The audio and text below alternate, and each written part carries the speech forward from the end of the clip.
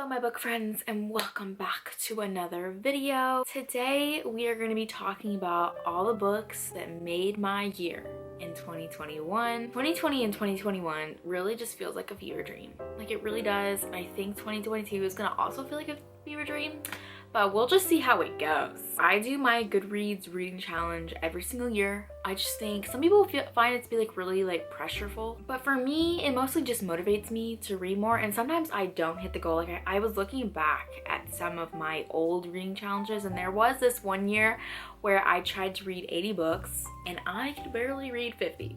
So I just, you know, 50 is a good number. So this is my reading goal for 2022 is going to be 50 books. And my reading goal for 2021 was also 50 books, and I read a little bit over 63 books. There were some books on my reading challenge I looked back and I like didn't mark them for some reason, so who knows how many books I even did read in 2021. So I'm just gonna be talking about all the books that really made my reading year special. I'm not gonna rank them like I usually do because I feel like all these books are so different. Like a lot of them are just really different, so I just feel like they come together in a way that made my year special. So the first book that made my reading year special was A Court of Silver Flames by Sarah J. Maas. I think we have all been waiting, well at least me, I've been waiting for such a long time for her to continue on with this series. This book is the fourth book in the A Court of Thorns and Roses series. It is all about a character named Nesta, who is Feyre's sister.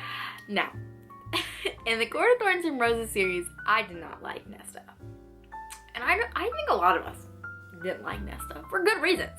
But in this book, I feel like we really got to know her character a lot better because, you know, obviously we were in her head. At the end of the day, I think I really just enjoyed learning more about her character. I love Cassian. He is just, I love him so much, and I am so pumped for Azriel's book. Like, I have so many theories. I wish I could go into them right now, but that would spoil some of you that haven't read it. If you guys haven't read it, I highly recommend. This series is like a new adult romance fantasy series. If you haven't heard about this series yet, you are definitely living under a rock. And I wish I was you a little bit, because I wish I could go back and reread these books again as if I hadn't read them before and experience them again. The next two books that just really made my heart so happy this year was Anna and the French Kiss and Lola and the Boy Next Door by Stephanie Perkins. Okay, so these two books were so popular back in like 2013, 2014, which was one of my favorite booktube eras, if I do say so myself. Everyone was reading them, everyone was raving about them, and I did not read them. I like skim read it. I didn't remember anything about it. But coming to the end of my senior year of college, I was so stressed out. All I wanted to read was just something that would make me feel happy, because the exams and the papers and the group work was just not making me happy. So when I sat down every night before bed to read, I wanted to read something that made my heart flutter in a good way. And that was Anna and the French Kiss and Lola and the Boy Next Door. I have no idea why I did not read these books when they were popular, like when they were popping and everyone was talking about them, but I really feel like I read them at the perfect moment in my life, because they really just filled my heart with so much joy and happiness. And I read the third book. I think the third book's on my shelf right now, actually. Where is it? Where is it? Oh, you can't see it, but it's right here. And so I'm hoping to do a little reread of that book as well this year. I wish Stephanie Perkins wrote more contemporary books. I don't know if she's written any recently, but these books just really made me really happy. I mean, Anne and the French Kiss, we're going to Paris, we're falling in love, there's drama, it's juicy, it's fun. Lola and the Boy Next Door, oh my gosh, there's a boy next door, and he's the kind of boy that you want to fall in love with. Both of them were just so much fun, and I loved them so much. The next book that totally just made my year was The Way You Make Me Feel by Maureen Gu. I read a lot of good books this summer. I really dabbled in a lot of the contemporary book world, because obviously in the summertime, that's just my favorite time to read these types of books. And honestly, I'm starting to feel like my contemporary urge to read those kind of books like right now, because it's winter time and I'm craving summertime. Like I'm already ready for spring and summertime, so I'm like starting to like want to read more contemporary books. So if you guys have any recommendations, let me know. I had never read a Mari and Gu book before this summer, and let me tell you, this author has become one of my favorites. I read 2 of her books this summer, and this one was my all-time favorite that I read. The main character was hilarious, like laugh out loud hilarious. And don't even get me started on the love interest. He was precious. He was just the cutest little soul. I loved him so much from the very first page that he showed up. I was just like, this is it.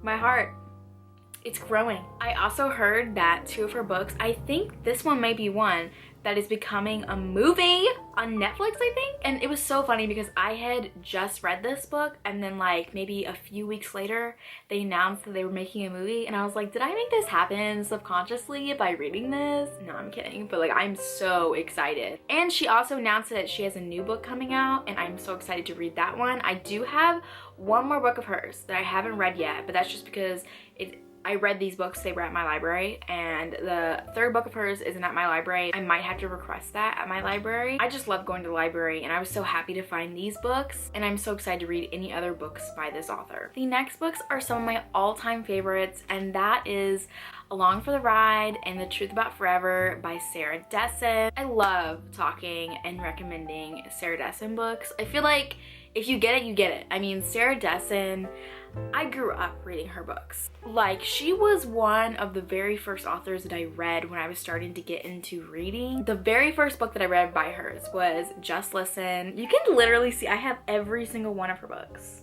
Every single one. Now, I haven't read every single one just because I hold myself back. I have 2 books on my shelves that I haven't read yet, and that's just because like I don't want to not have one of her books to, you know what I mean? Like I want there to always be a book on my shelf by her that I haven't read. Ow, I just pulled my hair if you just saw that. The next time I read one of those books that I haven't read yet will be when she announces that she's got a new book coming out, because I always just want to have at least one Sarah Dessen book unread on my shelf, ready for me to read. But these 2 books, I am so happy that I reread these. This was like the year I reread a lot of books, and I think that's really great. Like, I feel like it's really amazing to have books on your shelves that you love so much that no matter how much you reread them, they will always just have that special place in your heart and always like impact you in a really good way. Sarah Dessen books, they just impact me. They really do. I feel like I transcend when I read her books. I've said it before and I'll say it again. These are the type of books that you want to read in the summertime, the springtime, basically anytime you want to feel like you went on an adventure, a journey, because you really do go on a journey with these characters. Along for the Ride, I believe they just filmed a movie for Netflix. I'm so excited to see how they created this world on the screen. Along for the Ride is about a girl who goes to her father's beach house for the summer. He has a new wife, a new baby. They're not very close. She also has a habit of staying up all night, and through that habit, she meets new friends. She gets a new job. It's a wonderful story, and I love it. Like, Sarah Dessen is so good at intertwining family development, friendship, character development with like a sprinkle of romance that's like just enough. The Truth About Forever is about a girl who is going through a lot of loss and learning how to cope with that loss, because it's changed her personality in a way. You bet this year I will be rereading some of her books, and hopefully she announces this year that she has a new book coming out so that I can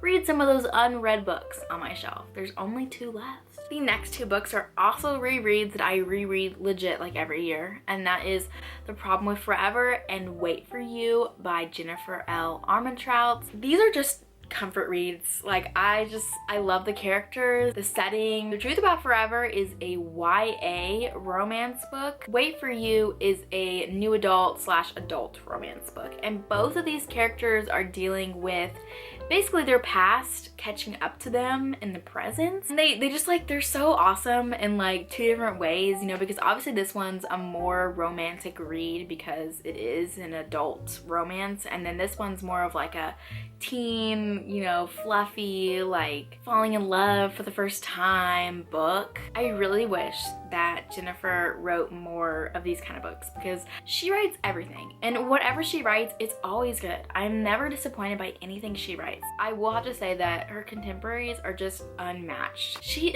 my favorite author. You guys know this. Like, if I met her in real life, it would be like meeting a celebrity. Like, really. I just wish she would write more books like these. Like, I just feel like she is just so good at contemporaries, and catch me next year also rereading these books, because I reread them every single year. The next book on my list is Trapped with You by Marzi Opal. This one, guys, I'm just so happy that I got to read this book this year. I have been reading Marzi's books since I was like 14. Oh my gosh. This author wrote so many books on Wattpad back in the day, and every single one of her books on there was just, they're amazing. They're so good. The characters are addicting.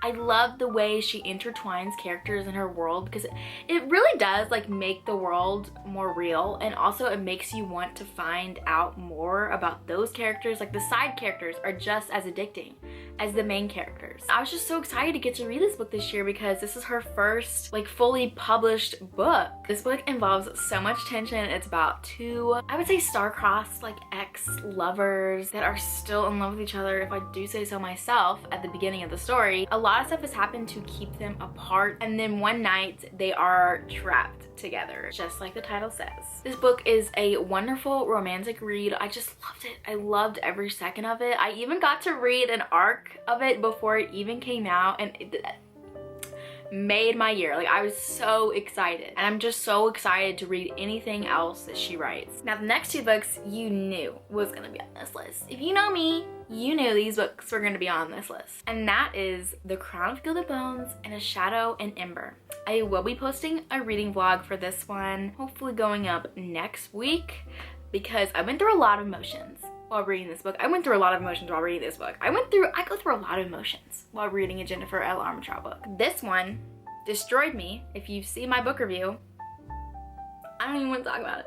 I don't even talk about it. The ending just gutted me. I won't be okay until I get the fourth book in my hands. And even then, I don't know if I'll be okay, because it's like, what's gonna happen in the fourth book that's gonna break my heart? Because there's gonna be a lot. There's gonna be a lot. The Crown of Gilded Bones takes place in the present time in the world of the From Blood and Ash series. This book, A Shadow in Ember, takes place in the past. And we've gotten a lot of hints about these characters in the present tense. And being able to meet them and see how these two characters like meet and like fall in love was just awesome. I think this series is gonna be so much fun. I cannot wait for the next book to come out. I will be doing a reading vlog on it, I promise. If you haven't read the From Blood and Ash books, like, what are you doing? Like, really, what are you doing? If you haven't picked up a Jennifer L. Armentrout book, I hope this video really just like pushes you to do that, because I even have a video just about all her books, like helping you decide, like a guide. If you want to know about Jennifer L. Armentrout books, I'm your girl. Link in the description box below. This was also the year where we got Death by Laura Thalassa. This was the last book in her Horseman apocalyptic fantasy romance series. I can't believe the series is over. Like, it's bittersweet. It was definitely bittersweet because of the ending of this book, which I honestly really loved the conclusion. I love the way she like handled like the ending, the epilogue. It was so sweet, but then it was bitter. Bittersweet. I've said that like 4 times now, so. I don't know who my favorite horseman is though. Okay, yeah, I do. It was War. That was my favorite book of the entire series. I just think War, he's hot. So it was hard not to love him in that book. We got to see some familiar characters in this book, and it made the book. It was amazing to see those characters that we all know and we all love. Honestly, I'm kind of sad that this series is over, because like these books were books that I look forward to every single year. I look forward to any updates that Laura would put on her Instagram, and now it's like it's over, and like I don't know what to do with myself. Like, I really don't. She's a really talented author. I cannot wait to see what she writes in the future, because she has posted some snippets. I love when authors post snippets of like books that they're currently writing. It just gets me excited to read whatever they are writing. Like, I will probably read anything she writes. The next book truly rocked my world. King of Battle and Blood by Scarlett St. Clair. I've really never read a book by this author before, but after reading this, I will. From the very first page of this book, I was addicted. I could not put it down. I brought this book with me everywhere. King of Battle and Blood is a romantic fantasy about, you know, vampires and witches, and it has one of my favorite tropes in it. I don't want to give it away, because if I do give it away, if I say it out loud, that will give away the entire book. So I'm not going to tell you what it is, but if you know, you know. I cannot wait for the sequel. I can't contain myself. I will say though that the main character, her name is this name right here. The author said it was pronounced Isolde, and I was pronouncing it like Isolade. I don't know why. And even though she told me that her name is pronounced Isolde, I won't be saying it like that because it's stuck in my brain as Isolade. Even though, like, looking at that name, like, there's no way that it's pronounced that way, but my brain just made up a new name, and that's how I'm gonna say it. I don't know when the next book is coming out, but I'm really hoping that it comes out this year, 2022. I'm gonna have to keep saying that. This year is 2022 because it still hasn't sunk in.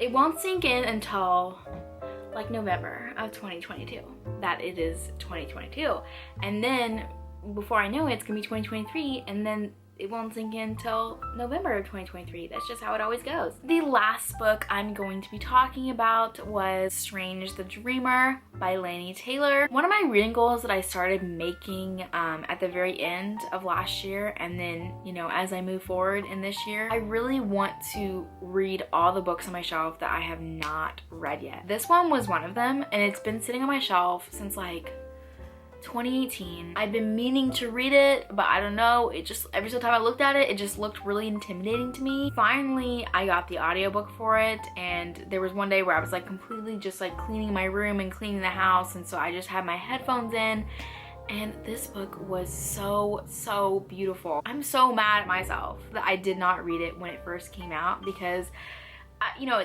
when books first come out and everyone's talking about them, it's so much fun to like theorize and talk about books to other readers that have just read it. I mean, just the way that Laini Taylor wrote this, I mean, it was just a beautiful story. I can't rave about it enough. I loved our main characters. I love how we really truly got to know them and their story even before the two main characters really got to meet. Like, we already knew like the characters and their like hopes and their dreams and their fears, and the world was just so unique. I cannot wait to read the next one, Muse of Nightmares, because after that ending, I don't even know what's gonna happen. Like, I really don't. Like, I was so shocked. Now I know what everyone was talking about when this book first came out. It was just beautiful. One of the most beautifully written books that I have ever read, and I just can't recommend it enough. You need to read this. Those were all the books that I read this year that really made my reading